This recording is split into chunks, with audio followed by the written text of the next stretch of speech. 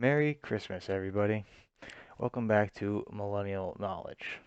In this article I have for you, Vermont City names 3 new police chiefs in just 1 week. If at first you do not succeed, try again. A social media scandal that has enveloped the police department in Burlington, Vermont, the state's largest city, has resulted in the naming of its third new police chief in 1 week. The chain reaction started with Burlington Police Chief Brendon Dell Pozos' resignation after 4 years as head of the department on December 16th. 3 days earlier, the mayor of Burlington, Weinberger, confirmed that Del Pozo had admitted to him earlier this year that he had heckled a city activist and a frequent critic of the police department from an anonymous Twitter account. He has also admitted to denying the second account belonged to him when he asked by a reporter. Quote, I was very troubled by both tweets and his response to a member of the media. As a result, I took a number of immediate steps upon arriving at work the next morning, Weinberger said in a statement on December 13th. I immediately placed the chief on administrative leave, directed him to turn in his badge, gun, and city phone, and instructed him to cease using social media.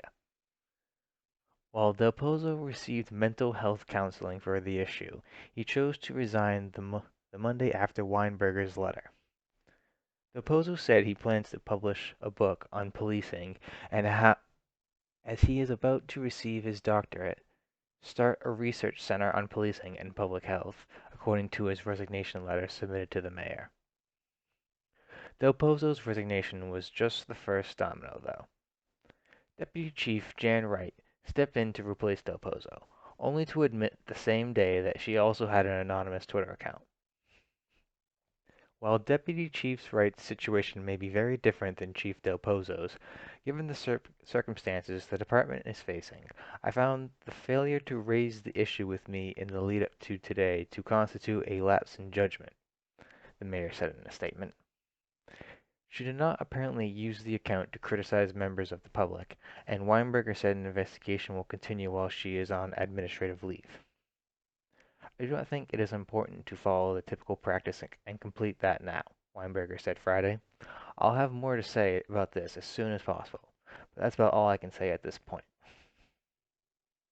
After literally hours as police chief, the city decided not to retain her in that position. By Friday, Weinberger had named a new interim police chief, Jennifer Morrison, who had previously worked for the department and then as police chief in a neighboring city, returned from retirement as interim leader of Burlington's Scandal Play department.